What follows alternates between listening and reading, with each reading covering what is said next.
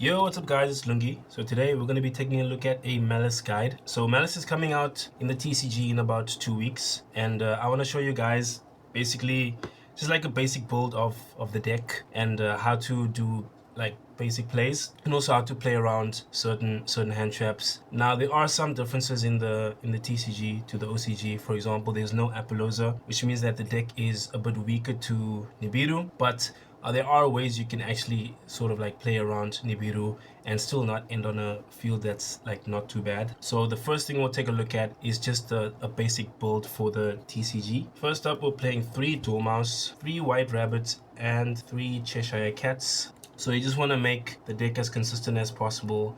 You want to open one of your girls, and also we're playing Allure of Darkness, so you want Allure to always have relevant targets.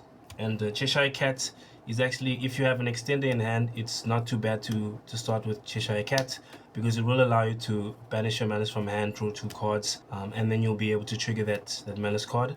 And also, like in the middle of a combo, a Cheshire Cat is useful for banishing any extra Maliss cards you have in your hand and then drawing 2 cards. So that's very nice. Yeah, you just want to max out on all your names. Next, the non-archetypal parts of the engine. So 1 Dotscaper, it's always mandatory to play Dotscaper because of Red Ransom. And then 1 Code of Soul. If you draw Code of Soul, it's an extender. Otherwise, you send it straight to the graveyard, and then it allows you to link summon a link 3 or higher Cyberse link monster during your opponent's turn. That's very nice. After you've used your firewall on your turn, you can send this during the opponent's turn if aggregator is not going to be, like, I guess, useful in that matchup. Like against Ryziel, it's better to send this guy instead of aggregator. And then the Bystials, so still playing 1/1 and 1. The TCG does have access to triple Druiswurm, I believe. So you could main deck 3 Druiswurm, but otherwise you can side 2 Druiswurm. So Druiswurm is very nice against Ryziel because it will be able to send the Detonator to the graveyard. So you summon it, you link it away, and then you can send Detonator to the graveyard. Allows you to more easily play through Ryziel's field. So Druiswurm very good against Ryziel. So you can side 2 more copies of him in the TCG. And then now for your hand traps, 1 Nibiru for the Crossout Designator targets. You have to play Crossout Designator in the TCG because it's just better to have drawn Crossout Designator than to try and like play around Nibiru. It's just more comfortable to have Crossout Designator in your hand. You can just play your hand normally, and if they have Nib, you just chain Crossout and then you banish the Nib from your deck, and then you negate Nibiru. It's just much simpler. 3 copies of Effect Veiler. It's actually very good in the mirror match. I don't believe most Maliss players will be main decking Shifter because it really sucks in the mirror. Yeah, Shifter really sucks in the mirror. And you know, there's a bunch of other decks that don't really care about Shifter. And also Ryziel can play under Shifter. You're not really doing much if you Shifter Ryziel, because how you usually beat Ryziel is doing like your full field with like firewalls and stuff like that, having stuff in your graveyard and all that, and having a bunch of disruptions for them. But if you Shifter, you at most you'll have like 2 disruptions, which isn't really like a big deal for Ryziel, especially if they can turn off one of your disruptions with Imperm. So yeah, not main decking Shifter in the for the mirror match, and also for Ryziel. So Shifter will be in the side deck. 3 copies because it's TCG. 3 Jordan Lockbird. Jordan Lockbird can turn off the more Charmies, and you don't really care about searching too much. And then 3 Ash Blossoms. So Ash Blossom allows you to negate the Maliss trap card. Like if you're playing against the mirror match, you can just like negate the trap card, and then they won't be able to banish anything of yours. It's really helpful for playing through the fields in the mirror. So 3 Ash Blossom, also still good against Ryziel hitting Duo Drive. So yeah, Ash is very useful. Also turns off the Malcharmies, just negating the Malcharmy cards, so you can play. Spell cards, 1 Sarc, it's limited in the TCG. If there were 3, you would play 3 Sarc. 2 copies of Allure of Darkness. It's not actually like necessary to play 3 Allure of Darkness, and you'd rather just have the 1 extra slot for a hand trap. You could take 1 out and then play like a second Druiswurm as well. So yeah, so Allure is really flexible, just as long as you still play like at least 1 copy of Allure of Darkness, because it is very useful in, you know, getting rid of like extra Maliss cards in your hand and digging for like side deck cards. like post side, it's very important. Maybe you'd want to even side in an extra copy, or just have like 3 copies for like post side, so you can dig for your counters, dig for dimensional barrier against Ryziel. So yeah, Allure is still very important.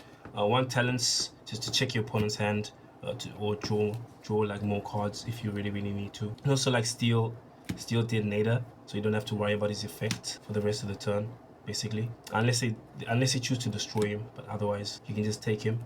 And then 3 copies of Underground, definitely 3 copies of Underground. No terraforming, I don't think it's necessary. Just play Allure instead of terraforming. It's just better in my opinion, because you already see Underground so often, and you don't really want to be playing into like Droll and Lockbird. It doesn't hurt you too much, but yeah, you don't want to play into Droll and Lockbird if you don't really have to. And then 3 Crossout Designator, just hitting the nib, and then hit in the mirror match. You can hit some of your girls. You can shuffle them back, so it doesn't really matter if you banish your own girls. But being able to just turn the girls off as well in the mirror match is really nice.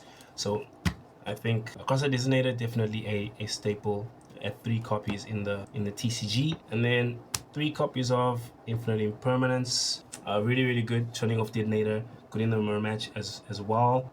You can just look for opportune times to target your opponent's stuff. For example, targeting Splash Mage, very big. Being able to just negate Splash Mage. And then the last cards, your Maliss trap cards. So playing 40 cards, no tricks. Not trying to do anything really creative, just playing the deck like straightforward, really basic version of the deck. Straightforward, works really well. Now for the extra deck.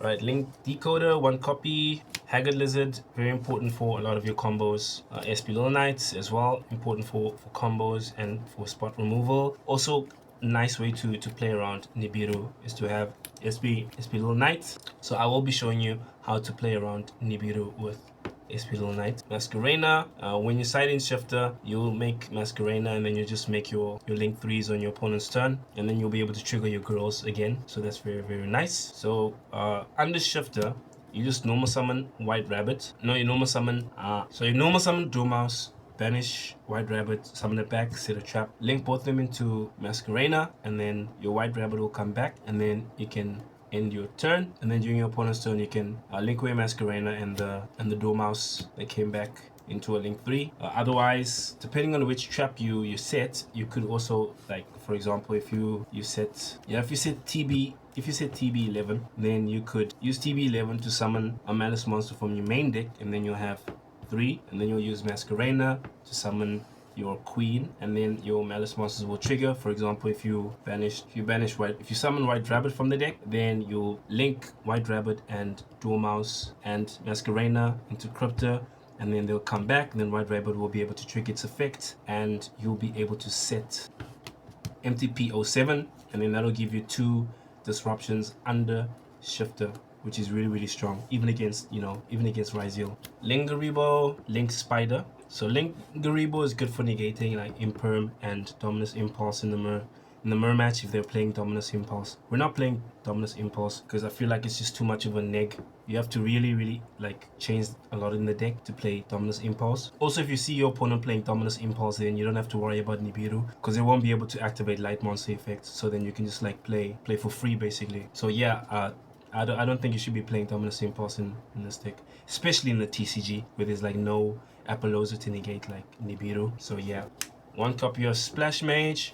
So for most of your like opening combos, you won't be going for Splash Mage until your opponent like nibs you, because then you turn the token into Link Spider, and then you'll summon an extender. For example, you'll use your Fuel Spell, and then you'll summon back a Maliss monster that you haven't used yet, and then you'll turn them into Splash Mage, and then you will link up using Splash Mage. So you use Splash Mage to recover from Nibiru, or you could use like SP Little Knight as well to recover from Nibiru if you haven't used it yet.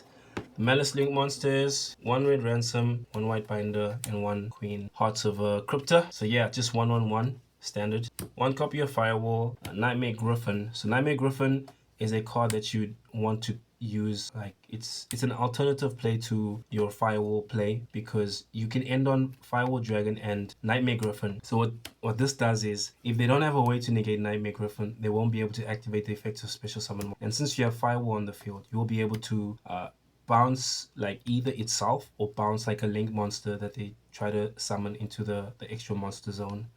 So yeah, you can look out for that. And since you would have already like set up your traps and stuff like that, you could summon another monster, like one of your Maliss Link 3s next to Firewall. So then you'll be able to bounce Firewall, bounce one of their monsters, and then there's absolutely no way for them to have, unless they summon like a link monster and then summon a monster under the arrow, there's no way for them to be able to special summon a monster under, a special summon a monster linked, and then be able to activate the effect, especially Ryziel. The only hope they have is to summon in the extra monster zone while Firewall is there, but then you can just like move Firewall away, and then they can't activate the effects of special summon monsters.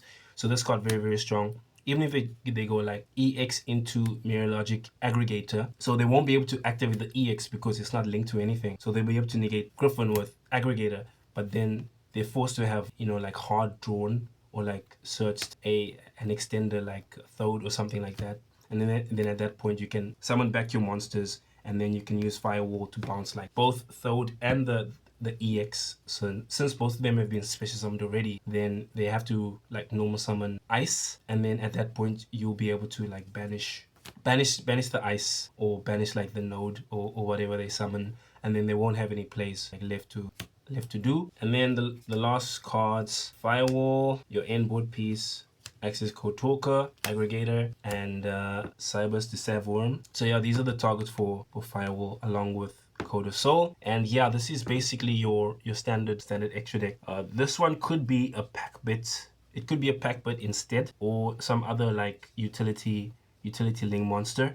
If you don't really fear Nib and the Nib token, I guess Link Spider could be something else, but it's very, very good to be able to use it if your opponent summons a Nib token for you, because it's a Cyberse monster. So yeah, maybe only like this card for like pack bits, or some other card instead. But generally this is what your extra deck will look like. Very, very similar to the OCG, except minus the Appaloosa. Now let's take a look at some basic Dormouse plays. Alright, so the first play I'll be showing you: normal summon Dormouse, banish White Rabbit, activate White Rabbit's effect, pay 300, summon it back, trigger its on-field effect, set TB-11, activate TB-11, banish the Dormouse, special summon Cheshire Cat. On the next chain, trigger the Dormouse, pay 300, summon it back. Then you'll link away White Rabbits into Link Decoder. Then you will turn the 3 of them into Red Ransom. Red Ransom will trigger chain link 1, chain link 2. So this allows you to play around like Ash Blossom if they haven't used it yet. Then you will search for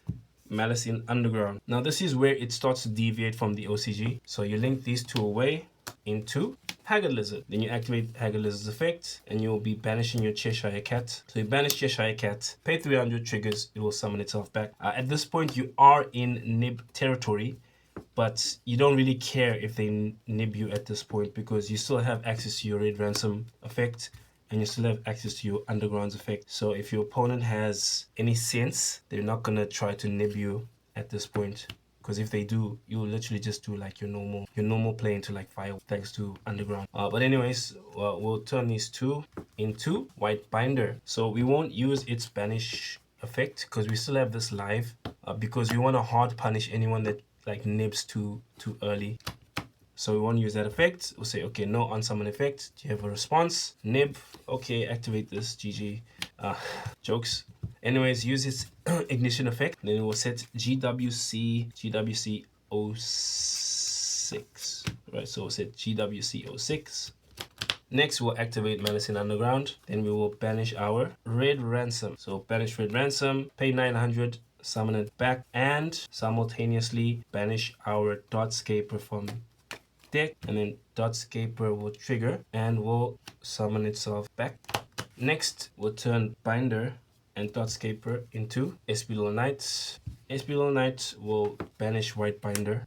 White Binder will trigger, summon it back, and then we will draw a card from its effect, paying 900. So your opponent could have nibbed at this point as well, but then we'll just banish the 2 of them, and then there's nothing on the field, so that wouldn't work. To summon back, they could nib at this point, but we will just do this. Banish these two. This will get sacked, and then there's a token, summon it wherever, and then during the end phase we'll be able to summon these two back, and then during their turn we would be able to actually banish 3 cards from the graveyard with white binder, banish something with SP Little Knight, and then also be able to banish 1 other card with our trap card. So we'll still be able to disrupt the opponent a lot with that setup. So opponent, if the opponent chooses not to do anything at this point, the last thing we actually want to do, we want to turn these two into Knightmare Gryphon. So turn them into Knightmare Gryphon. Gryphon's effect, discard the card you drew, draw 1 card, and we do have a trap card in the graveyard, so we'll just be able to set this trap card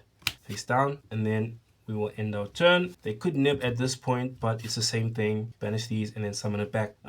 Now if you notice here, Gryphon's in the middle zone, right? And then SP Little Knight is in the zone with the extra monster zone. So in the mirror match, if they normal summon like Dormouse and then banish White Rabbit, they won't be able to trigger the White Rabbit when it comes back. And then if they make a link monster here, they won't be able to use that link monster's effect because it's not linked, right? They'd have to summon a link monster that points towards SP Little Knight to be able to trigger its effects. So this is a very useful lock, and if they try to attack over SP Little Knight, you'll be able to just GWC-11, and then you can summon back the white binder. So you probably want to summon it here so that it doesn't point to anything, because there's no zone in front here. It's like the abyss. So summon back the white binder. Now they have to attack binder, not SP Little Knight, and then binder will be able to trigger its effect, and then you can just banish ransom, and then banish like white rabbits. They'll summon themselves back. Ransom, rabbits. Rabbit will be able to set your MTP-07, and then ransom will add underground for follow-up. And then since we didn't use binder's effect, we can just banish for cost, search for something, binder will summon itself back, and then we'll get to draw a card. We also got to increase our life points by 2300 because we summoned back binder. So yeah, the setup is very strong, and yeah, Riser basically can't activate any like of the XY's monsters effects. They can't activate anything because they can't link to anything. And even the Mermass, they have to summon a link 1 and then try to summon something like under, and then we can just like snipe their cards. We can snipe their link monsters. So outside of like straight up trying to negate like SP Little Knight with like Imperm, or targeting Knightmare Gryphon with Imperm, there's not really much they can do. And if they do something like that, we can actually just like put them on break, right? Give them a break until the end phase, and then end phase summon them back, and whatever field they'll manage to make, they won't be able to use those monsters, and we'll be able to use everything because everything is like linked. Yeah, so that is the first play. Alright, so if you open Crossout Designator, you could do a different play. Yeah, I wouldn't really recommend doing this line without Crossout, because you end up like not having like too many interactions for your opponent's turn, which is not good. But if you have Crossout for Nibiru, then you can go this route. Alright, so we got Dormouse, Rabbit, TB-11, banish cat, mouse comes back, link, decoder, link, red ransom, decoder, summons back, underground, link, it should be in the graveyard. Haggard Lizard, banish Cheshire, pay, summon back, underground, banish red ransom, summon back, and banish Dotscaper simultaneously. Dotscaper summons itself back, go for white binder, won't banish anything, binder's effect, set GWC-06, turn ransom and scaper into Firewall Dragon, GWC-06, banish binder, summon back ransom, and get 2300 life. Binder's effect will trigger, summon back the binder, draw a random card. Firewall's effect, add back 2 Maliss monsters, link these 2 away. Knightmare Gryphon's effect, Firewall's effect, so discard 1, draw of Gryphon, set GWC-06. Firewall will special summon Cheshire Cat. Cheshire Cat will trigger, banish Dormouse, draw 2 cards, link, SP Little Knight, SP effect, banish the trap card. Right, so this play is sort of the same as the first play. Only difference being that you have 3 extra draws, and you've used Firewall Dragon on top of that, and then you have an extra card banished here. Yeah, but otherwise it's the same field. Obviously this combo is better because you get to draw 3 cards, but you play harder into Nibiru, which means that it's not preferable to the first line of play. But if you do draw Crossout Designator, you can just do this play instead, and you'll be able to have extra cards like in your hand. So you have the Crossout Designator, and then you have 1, 2, 3. All right, so you have 7 cards in hand at the end of your turn on top of this field with whatever extenders you drew. So yeah, that is very, very strong, especially post side, but you do need some protection from Nibiru to be able to do that play. Now for White Rabbits, normal summon White Rabbits, set TB-11, activate TB-11, banish Rabbits, summon Dormouse. Rabbit will trigger, pay 300, summon it back. Then you will turn Dormouse and Rabbit into Haggard Lizard. Haggard Lizard banishes Dormouse. Dormouse's trigger, banish, summon back, pay 300. Then you'll activate Dormouse's ignition effect, banish Cheshire Cat. Cheshire Cat will summon itself back. Now if you do notice, you don't actually have a way of playing through Nibiru. So if you do open White Rabbit, you have to have like an extender to be able to play through Nibiru. So instead of using Dormouse's effect, you would actually go into your red ransom. Go into red ransom so that you can search for your field spell card, and then you'll go into your extender and then try to go for lines that play around Nibiru. But anyway, let's assume that they don't have Nibiru. So Cheshire Cat hasn't been used yet, so we'll just lick it away. Go for red ransom's effect, Maliss In Underground, link, SP Little Knights, effects, banish red ransom, pay 900, banish Dotscaper, Scaper's effects, Dotscaper summons itself back. Next, Underground, banish Cheshire Cat, trigger, summon itself back. Then we'll go for Splash Mage. Now if they decide to nib you at this point, you'll just do this, slash mage, token, in phase, you summon them back.